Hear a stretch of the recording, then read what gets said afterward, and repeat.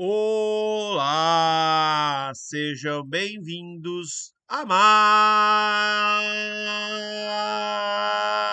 uma correção.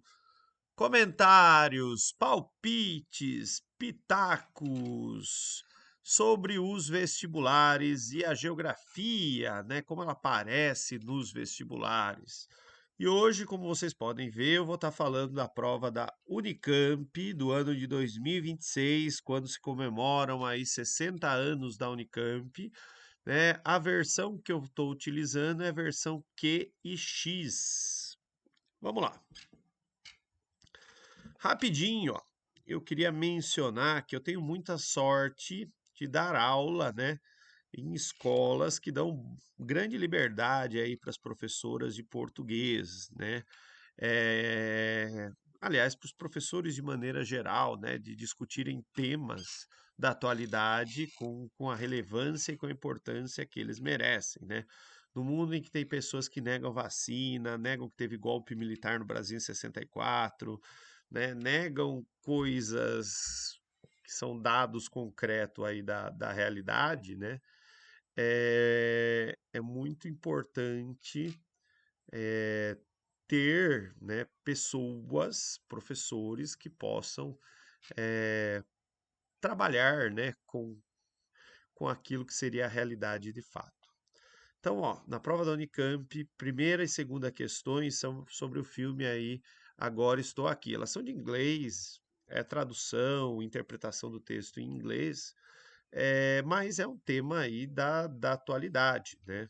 Esse ano teve o Globo de Ouro, o Oscar, né, ligado aí ao filme, a participação aqui da Fernanda Torres, né, que vai falar um pouquinho sobre a história lá do Marcelo Rubens Paiva, deputado que morreu torturado pela ditadura militar aqui no Brasil. Tem aqui também, né, uma charge na prova de inglês falando sobre os caras de Wall Street que ficam apostando, né? Eles fazem aqui uma piadinha com a plaquinha dos mendigos, né? Aquele que fala de jogo, tem mais simpatia ali dos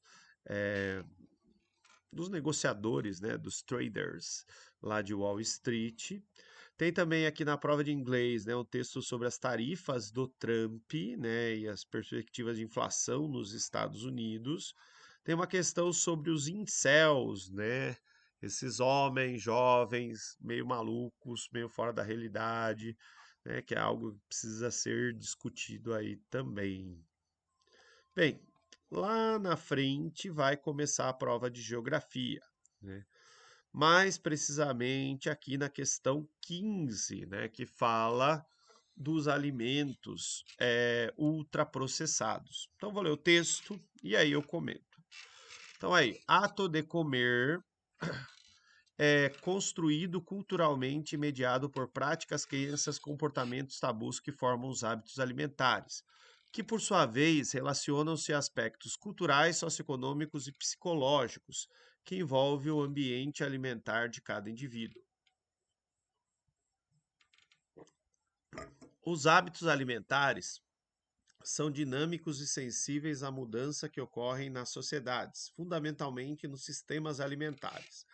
Com o sistema alimentar que predomina hoje, a humanidade vem substituindo a comida, que carrega significados culturais e tradições ancestrais, por produtos alimentares ultraprocessados globalizados, que viajam quilômetros até chegar ao prato, causando a homogeneização dos hábitos alimentares de forma global.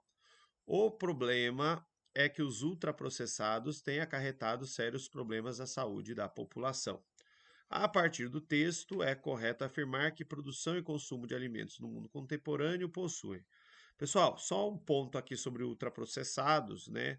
É que muito se fala sobre os danos à saúde desse tipo de alimento, mas pouco se fala das questões econômicas ligadas a esse alimento, né? A pessoa que às vezes pega ali 2, 3 horas de transporte, de condução para sair de casa, ir para o trabalho, depois para voltar, né? É alguém que vai ter muita dificuldade de passar ali horas preparando alimentos saudáveis. Sem contar que alimentos saudáveis têm um custo relativamente alto, né? Então, também, além da questão da saúde, é necessário discutir também alguns aspectos ligados à economia. Bem, Das alternativas, letra A, menor vínculo com o lugar, visto que a indústria de processamento de alimentos e a produção agropecuária estão cada vez mais especializadas. Assim, os produtos circulam com maior velocidade e eficiência entre a área de produção e o mercado, reduzindo o acesso da população a alimentos in natura e a diversidade produzida regional. Eu acho que é essa. As outras, né? Por que que eu acho que não são as outras, né? Letra A fala em maior interdependência com o lugar. Na verdade, é independência do lugar, né? A gente consome hot pockets, hambúrguer, hot dog, né? Muitos alimentos que não necessariamente são parte da cultura brasileira, mas eles estão congelados, prontos e rápidos ali para serem consumidos. A letra C, maior conexão com o lugar. Na verdade, é menor a conexão com o lugar, já que a gente come plantas e produtos culinários que não fazem parte aí da nossa cultura.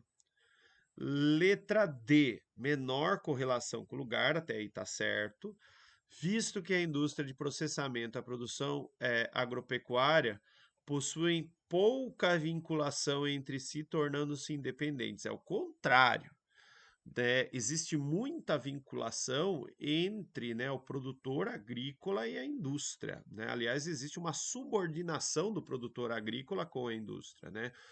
Para garantir, por exemplo, que os nuggets tenham o mesmo gosto, você precisa criar a mesma raça de frango, com o mesmo tipo de ração, com a mesma alimentação, né? E a indústria vai determinar todos os protocolos, padrões, procedimentos para que isso aconteça. É um exemplo, por exemplo, mas isso pode acontecer na soja, na produção de leite, em vários outros subprodutos aí.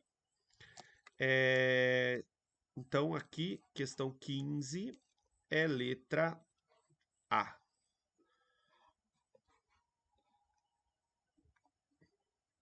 Questão 16. Pessoal, isso aqui tinha que parar de cair no começo dos anos 2000. Mas todo ano, em algum lugar, cai esse bendito mapa de norte rico, de sul pobre.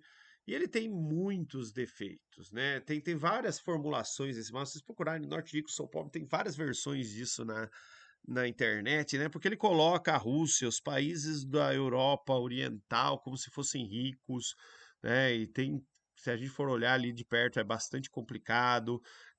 Aqui deveria aparecer Israel, Arábia Saudita, alguns países do Golfo também, se a gente for se olhar em qualidade de vida, eles se destacam.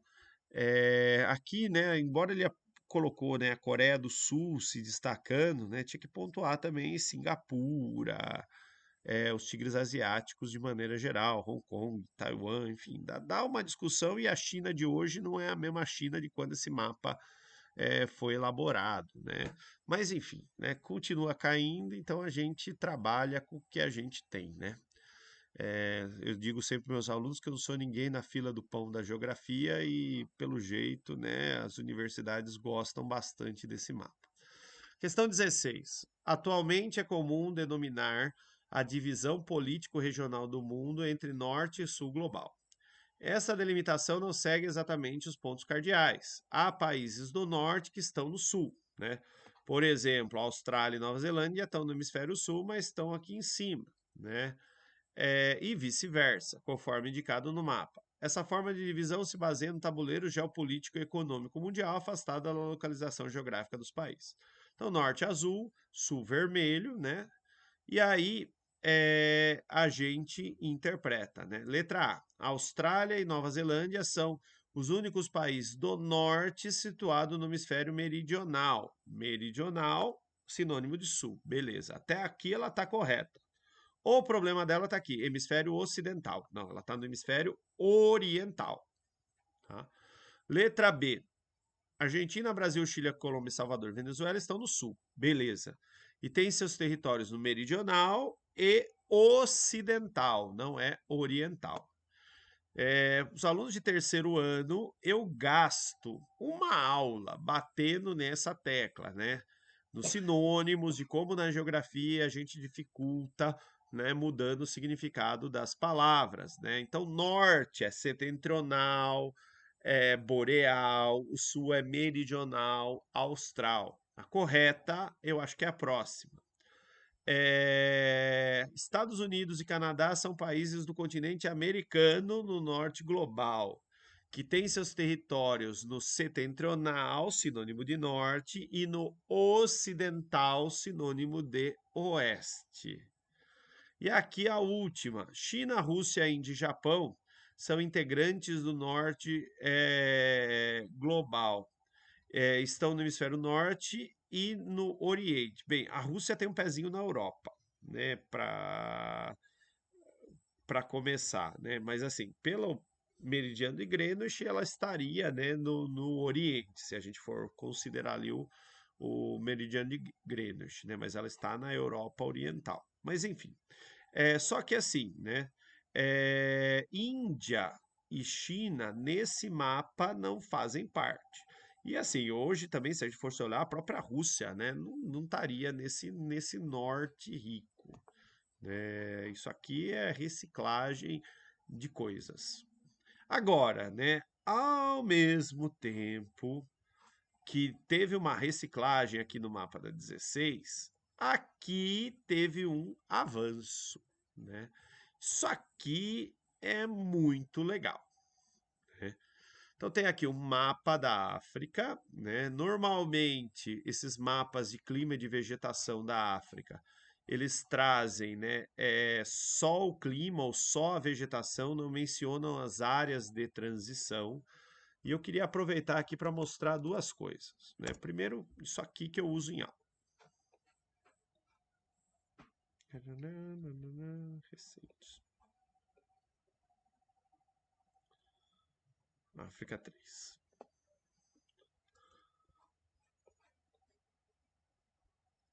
Então, isso aqui é a visão. Opa, ficou pequeno. É a visão tradicional, ó, dos climas e vegetações do continente africano, né? Então, no clima, 4 tipos de clima, né? Chama isso de espelhamento, né? Falei disso essa semana com meus alunos do Objetivo, né? O que tem no norte é um reflexo do que tem no sul, e com a vegetação a mesma coisa.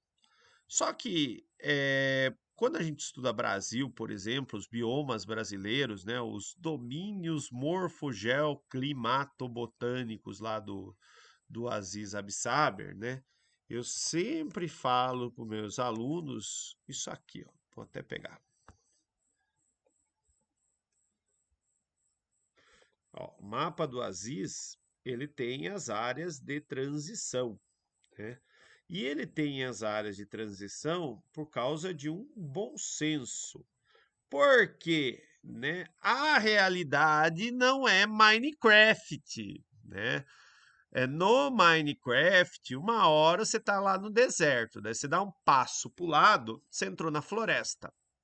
Legal pro jogo, né? Mas no mundo real existem transições, né? Você simplesmente não sai do deserto e de repente vai começar a floresta, né? A gente vai ter uma área de transição que vai aparecer gramíneas, uma ou outra árvore, a densidade de árvores vai aumentando, o tamanho dessas árvores vai aumentando, aí você chega no ambiente florestal, né? E esse mapa aí dessa questão, ele é muito legal porque foi a primeira vez que eu vi um mapa da África, né, que além do fenômeno, né, do espelhamento, ó, o 1 tem um pouquinho abaixo do Equador e acima, 2 acima e abaixo, 3 acima e abaixo, está mostrando aqui as áreas de transição entre os diferentes biomas, né? E aqui ele também marca, ó, clima, zonobiomas, né, o que tem em cada lugar. Esse é um exercício de muito bom senso, né? Mas não é difícil, né? Então, aqui, ó, zona de transição 1, 2 apresenta fitofisionomias típicas das savanas perennifólias, que tem folha o ano todo, na proximidade da zona 1 e um processo gradativo de florestas ombrófilas no limite com a zona 2. É o contrário, né? Então aqui é a savana, aqui é a floresta. Quanto mais perto, floresta ombrófila. Quanto mais para a savana, vai ter ali a presença, né, da vegetação da savana, tá? Mas aqui é o contrário do que ele está dizendo. Na letra B, zona de transição 2 e 3 apresenta formações vegetais contínuas e densas, com árvores latifoliadas e higrófitas, típicas da zona 2. Ó, 2 e 3. Olha o lugar, né? Você está indo da savana para o deserto. Latifoliada e higrófila, adaptada à umidade. Meu, não é um lugar que chove bastante ali na beira do deserto. Aqui é o Sahel, né? Inclusive, a região de estepe, clima semiárido, a transição da savana para o deserto, né? Se eu abrir aqui a imagem de satélite, ó,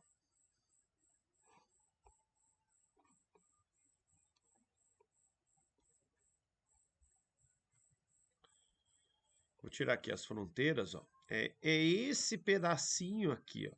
O verde da savana, o bege do deserto, então aqui é uma transição, né? Depois, letra C. Zona de transição 2 a 5. Zona de transição 2 a 5 está aqui. Então, da savana para a floresta, para a vegetação mediterrânea.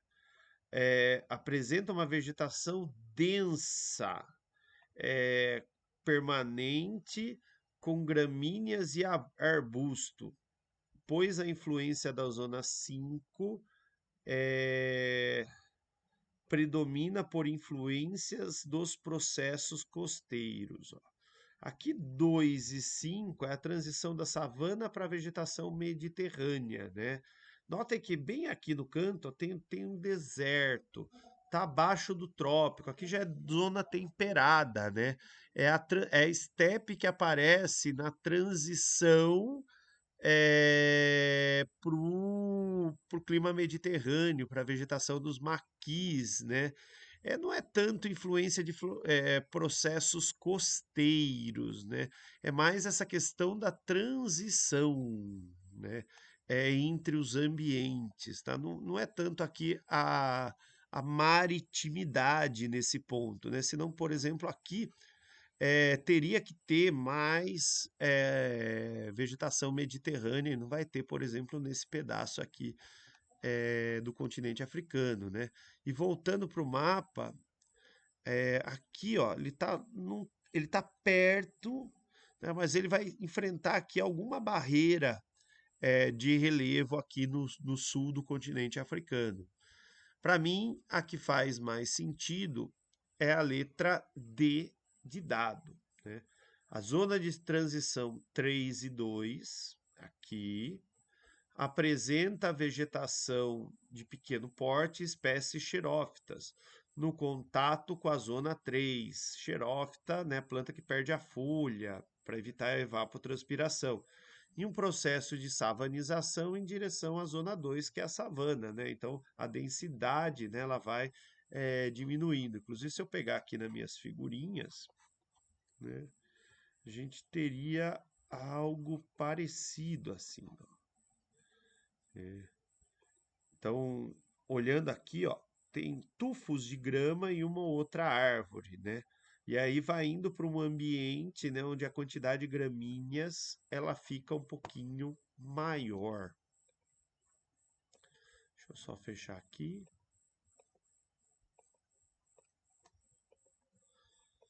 Voltando. Então, essa daqui, letra D de dado. Questão 18. Os alunos que fazem TC de conchas e de Cesário Lange fizeram TC sobre esse assunto, né? A treta entre Índia e Paquistão na região da Caxemira.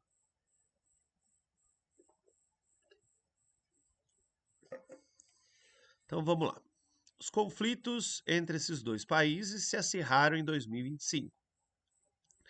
Entre outros fatores, pela disputa de recursos hídricos na bacia hidrográfica do rio Indo. Em dezembro de 60, os dois países firmaram o Tratado de Água do Indo, que regula o uso compartilhado das águas nesse sistema fluvial, Ao longo dos anos, a Índia manifestou em diferentes ocasiões intenção de se desvincular do acordo. Em resposta, o Paquistão declarou que qualquer tentativa de bloqueio hídrico seria considerado ato de guerra. Rio que passa por vários países dá muita treta, né? Porque principalmente quem está rio abaixo teme ficar sem água, teme ser inundado, enfim, né? Tem muitas questões. A região aqui, ó, região da Caxemira, ela fica, né, entre três países, bem na Cordilheira do Himalaia, e é uma área de manancial. Vai ter ali, né, bastante nascentes de rios, entre eles, né, da bacia hidrográfica do rio Indo, que vai dar o nome, né, do oceano do rio Indo, Oceano Índico. O pessoal que vivia ali seguia uma religião, era o hinduísmo, né? O pessoal do rio Indo, né? Enfim, né? E aqui está a bacia hidrográfica, né? E aí, a partir da leitura do mapa, é correto afirmar que, né? Ó, a letra A. Os rios são drenados para o interior do continente, endorreicos. Não, eles desaguam no oceano, eles são exorreicos. Se eles desaguam para o oceano, ó, já dá para eliminar a letra A e a letra C. A gente fica entre a letra B e a letra D, que eu não cheguei nela ainda. Letra B. São rios drenados para o oceano exorreicos, situados a montante do território indiano. Aqui, assim, o que é montante? Em tese, se eu estou num barquinho e subo o rio, eu estou indo em direção à montante, à montanha, o lugar onde o rio nasce, e essa montante fica na Índia. Só que não permite ao Paquistão represar a sua vazão. Quem está querendo represar e reduzir a vazão é a Índia, né? O Paquistão ele não controla esse pedaço aqui da Caxemira, tá? E aqui, ó, é letra D. São rios drenados para o oceano, situados na montante do Paquistão, ou seja, acima do Paquistão, né? Isso permite à Índia controlar o seu fluxo, afetando as atividades econômicas e agrícolas paquistanesas. Então, a letra D de dado. Outra questão aqui, ó, super atual. Essa é uma questão que nós não costumamos falar, porque é muito confuso e a gente vai ter ali 3 ou 4 alunos que gostam dessa temática, né?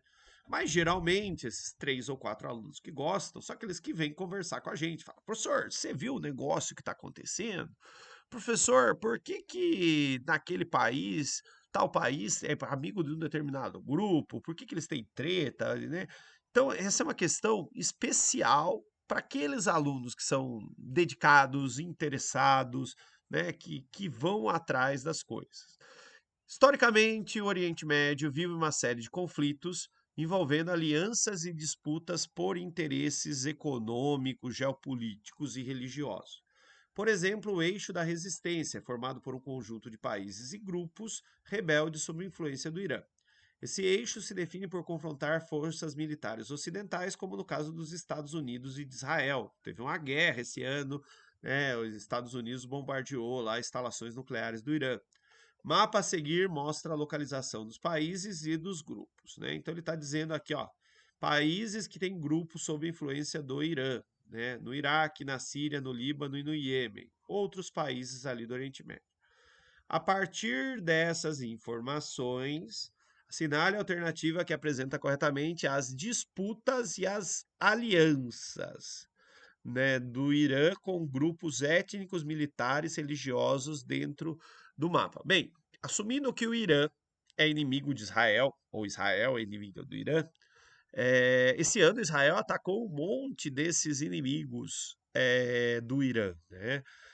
Atacou os caras lá do Hezbollah do Líbano, né? Colocou bomba nos pagers, explodiu a perna dos caras, enfim, foi um negócio feio, né? Mas dentro do interesse geopolítico ali de Israel, que era confrontar um grupo, né, que Israel vê como seu inimigo, né? Então aqui no Líbano tem o grupo Hezbollah. Também esse ano, né, Israel atacou um pessoal lá no Iêmen, os Houthis, né? Aliás, vários países atacaram os Houthis, porque os Houthis também tacaram o louco, começaram a mandar uns mísseis nos navios aqui que estavam passando pelo Golfo de Aden para ir passar pelo Canal de Suez, né? Levou o preço do transporte marítimo, dos seguros, né? E tudo mais.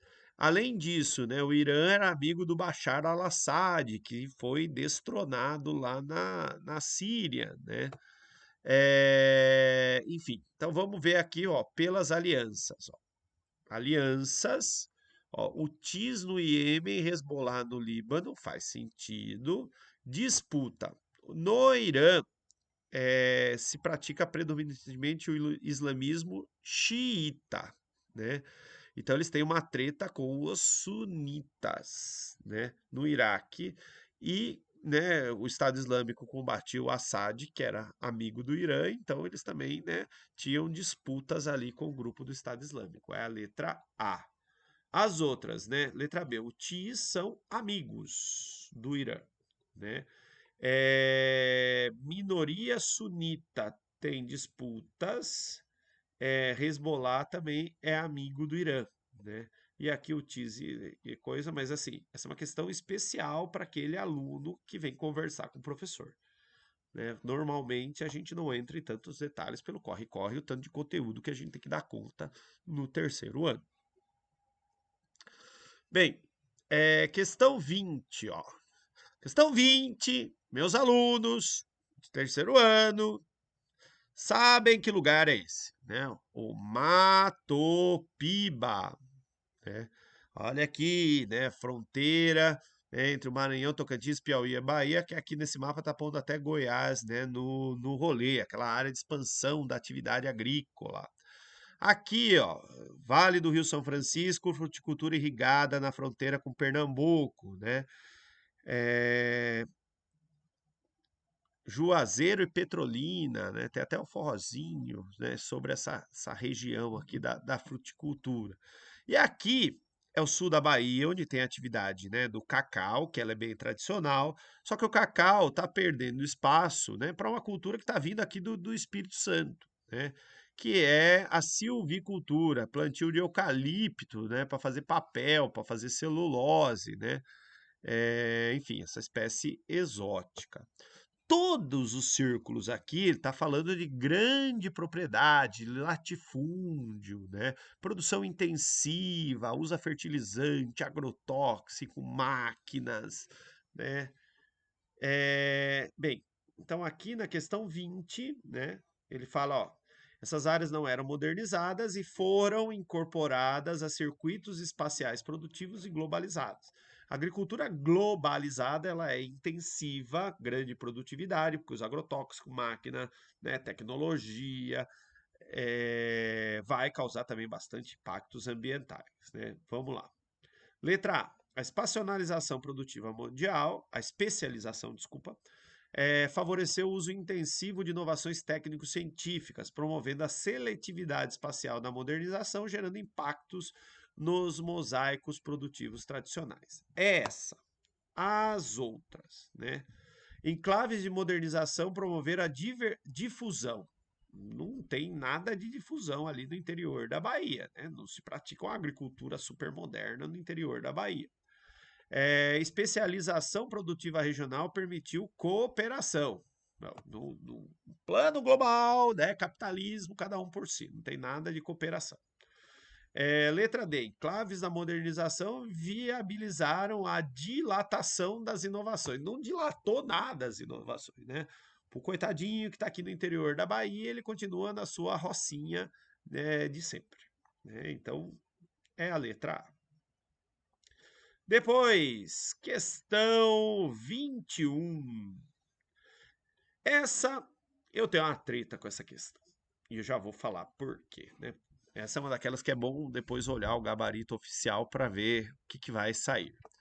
Segunda edição do Estudo de Gestão do Território, né, feito pelo IBGE em 2024, mostra que no universo dos 5.570 municípios do país, quais são os centros de gestão, isso é, núcleos responsáveis pelo papel de comando na rede urbana brasileira.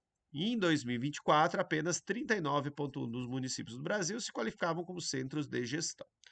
O indicador da centralidade é o número de assalariados externos ao município sede da empresa, né? Então dá para ver, por exemplo, São Paulo é o lugar, né, que tem mais assalariados. Houve um aumento desses assalariados externos aí no período de 2012 a 2021, né? Outros que tiveram aumento, né? Barueri um pouquinho, é, Itajaí em Santa Catarina, né? Meio que dobrou. Curitiba teve um pequeno aumento, né? E os outros aí tiveram regressão, né? O caso do Rio de Janeiro, de Brasília, de Belo Horizonte, Porto Alegre e Osasco. Bem, com base nos seus gráficos e seus conhecimentos, é correto afirmar. Bem, Rio de Janeiro amplia sua centralidade como centro de gestão empresarial. Não, o pessoal que tinha escritório no Rio está fugindo para São Paulo porque todo mundo sabe que é complicado, né? Além disso, aqui no gráfico, né, o Rio de Janeiro diminuiu, né? Letra B. Barueri apresenta tendência de crescimento do assalariado externo, contribuindo para manter a região metropolitana de São Paulo no topo da hierarquia. Barueri aumentou 30 mil, né? Vai ajudar a região metropolitana? Vai. Mas é tão expressivo assim? Não sei, né? Algumas escolas já divulgaram, né, o seu gabarito, o ângulo objetivo, né? Tem alguns que estão colocando aqui a letra B como correta, né? Letra C. Brasília apresenta tendência de queda dos seus assalariados externos, demonstrando dificuldade da capital do país de permanecer como centro de gestão pública do território na atualidade. Aqui é polêmica, porque assim, de fato, Brasília perdeu esses assalariados externos, né? Mas assim, o centro de poder político está lá em Brasília, né? O poder econômico está aqui em São Paulo. E vira e mexe, né? Tem o dinheiro se encontrando eventualmente com os políticos lá em Brasília, né? Eu não sei se esse é um bom parâmetro, mas diminuiu, né? Enfim, eu tô na dúvida aqui entre a letra B e a letra C, né? A maioria tá dando aqui letra B, mas eu tô achando uma questão meio complicada. E letra D, Itajaí apresenta destaque por sua função industrial, perdendo força na centralidade da gestão. Não, não, aumentou, dobrou ali, né? O Vale do Itajaí é uma região muito forte, né? Eu preciso procurar aqui se a VEG é do Vale do Itajaí, né? Deixa eu descobrir aqui. VEG, Vale do Itajaí.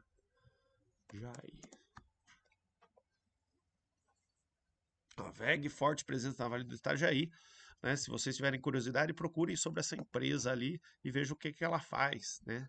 Uma das grandes indústrias brasileiras da atualidade. Deixa eu achar aqui a prova. Então, eu fiquei nessa dúvida, né? A maioria está colocando a letra B como correta, mas a C, não sei, né?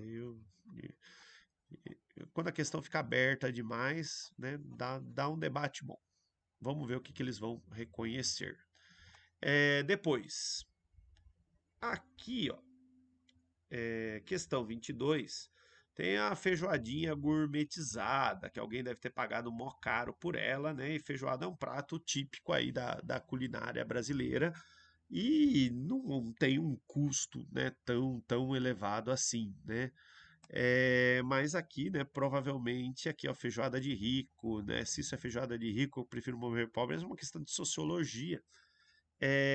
Mas envolve, né, a interpretação e o uso da culinária ali como uma forma de distinção social. É a letra C, mas conversem com os professores de sociologia, porque ela tem um pé mais na sociologia do que na geografia.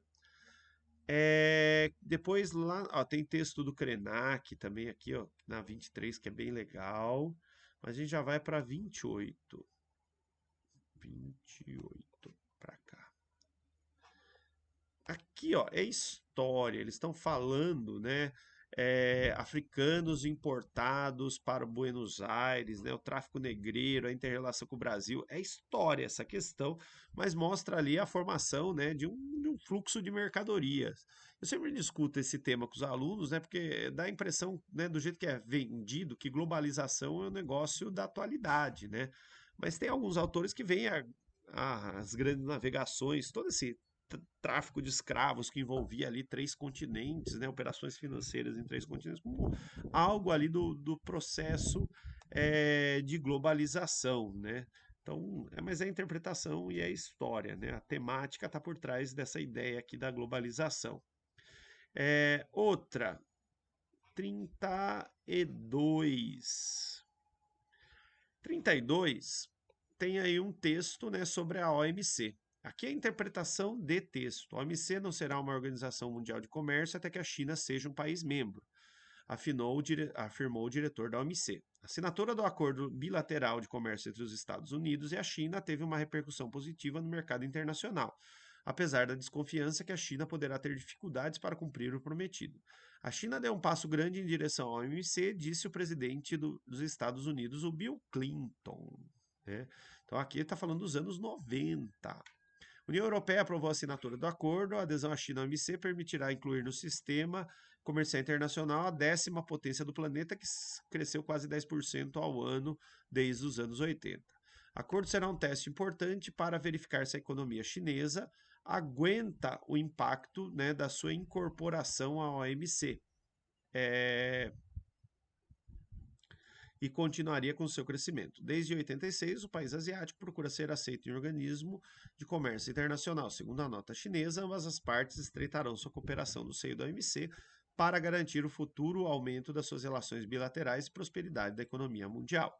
Comparando as expectativas, né, o ingresso da China na OMC, expresso no texto no contexto atual, é a letra A, né, otimismo em relação à expansão da globalização. Se fosse falar de hoje, né, hoje há uma crítica da globalização, né? Os Estados Unidos que defendiam muito a globalização, né, estão taxando todo mundo, né, menos liberdade de comércio, né? Aqui, né, isso foi nos anos 90. A entrada da China na OMC não interrompeu o deslocamento das indústrias norte-americana e europeia para a Ásia, né? Só teve iPhone porque começaram a produzir na China, carro elétrico começaram a produzir na China, um monte de coisa. Guerra tarifária contemporânea revela o fracasso, não, a guerra tarifária contemporânea revela o sucesso do desenvolvimento chinês. E compromissos assumidos pela China permitiram a consolidação dos direitos humanos no país. Aqui dá uma baita de uma discussão, né? Mas, assim, a temática é comércio, não é direitos humanos, né? Mas aí, se vocês procurarem, vocês vão encontrar algumas coisas, né, com caminhos diferentes falando de direitos humanos na China. Questão 33. Não é geografia, é interpretação, mas é sobre a Zuzu Angel, né? Traz de novo aqui a temática do golpe militar, ela que perdeu, né, um filho torturado, talvez ela foi morta, né? Tem um filme que conta talvez melhor essa história. E aqui o pijama vestido dela com desenhos que parecem de criança, mas refletem aqui uma crítica à ditadura, né? Essa aqui é interpretação, né? É, escolha por desenhos infantis associados a motivos militares expressa uma denúncia ao desaparecimento de presos políticos, né? Amenizava, ela não quer amenizar nada, né? Como está na letra A. Banalizar elementos militares, né? Na verdade, usar o desenho infantil é uma forma de burlar, né? Valorização do nacionalismo também não era o que ela queria naquele momento. Pessoal, só tem mais duas. 40. Peraí. 34. Na verdade, são mais três. Então tem aqui, ó, distribuição do princípio de nacionalidade do mundo contemporâneo, né? Eu falo sobre isso quando eu dou a aula, né, sobre quem é brasileiro, né? Porque aqui no Brasil predomina o direito do solo, ius soli, né? Nasceu aqui no Brasil, não importa filho de quem, né? Se é de um alienígena, caiu disco voador aqui no Brasil, vai ser brasileiro, né? O ETzinho que eventualmente nascer aqui no Brasil, né? Tem países que têm direito do sangue, né? Por isso que tem um pessoal aqui no Brasil que fica atrás, né, de provar que o vô era italiano, que o vô era português, que o vô era espanhol, né? Porque eles estão buscando a cidadania lá na Europa, onde predomina o direito do sangue, né? Considerando o mapa, a correta, né? Aqui, ó, filhos de estrangeiros nascidos em países europeus adquirem a nacionalidade e cidadania ao nascer. Não, porque ali predomina o direito do sangue, só é francês, filho de francês, né? Filho de estrangeiro que nasce na França não é francês. Letra B, ex-colônias europeias na América eram importantes destinos de imigrantes, né? O que influenciou suas definições de cidadania e nacionalidade. Acho que é essa aqui. Letra C. Regimes populistas proibiram que nascidos nos novos países reivindicassem cidadania europeia após a independência americana. Não tem nada a ver essa questão. E direito do sangue era utilizado na colônia. Não, direito da terra era utilizado na colônia.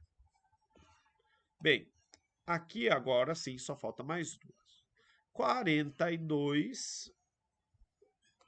Aqui, ó, é uma questão sobre Vaticano, né? Sobre votos e interpretação do gráfico, né? Então, olhando aqui o gráfico, eu nem vou ler o texto, né? Mas ele diz o seguinte: é correto afirmar que desde 2005, tá? A gente tem que olhar aqui, ó, principalmente 2005, em cada conclave, né? O que acontece aqui em cada conclave? América Latina e África corresponderam a mais de 40% da quantidade de cardeais. América Latina e África tinha 17 e 13 em 2005. Isso dá 30%, né? Não é 40%. Ásia, Oceania e África.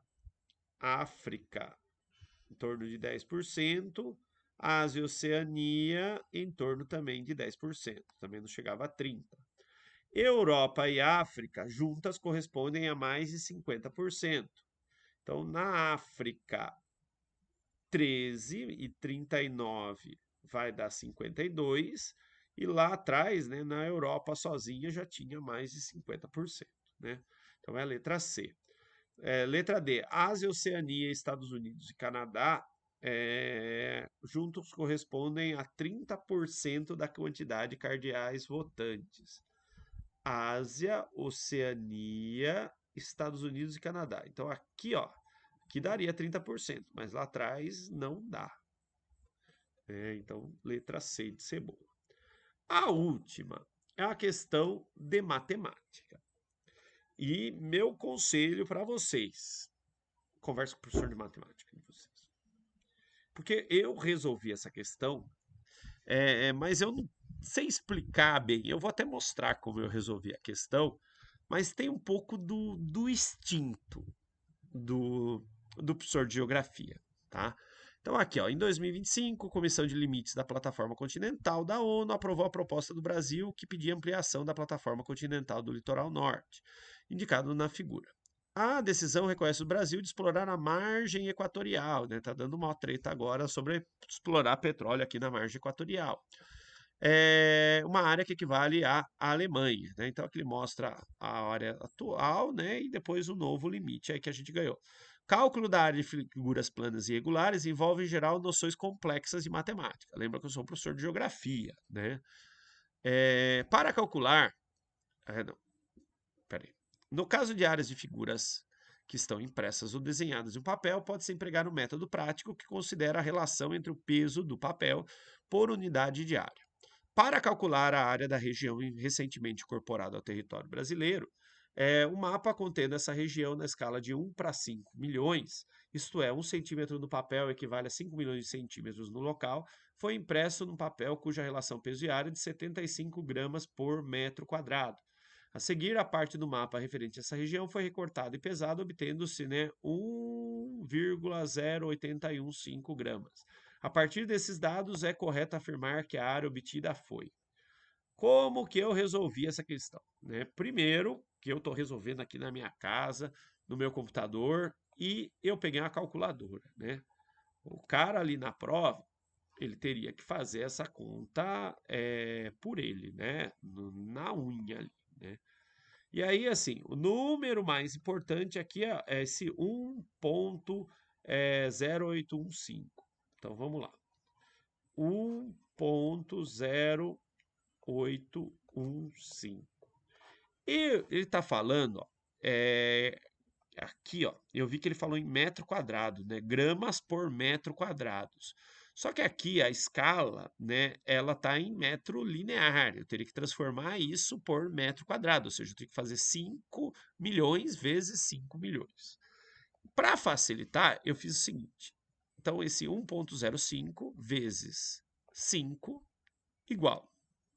Vou multiplicar por 5 de novo. Vezes 5.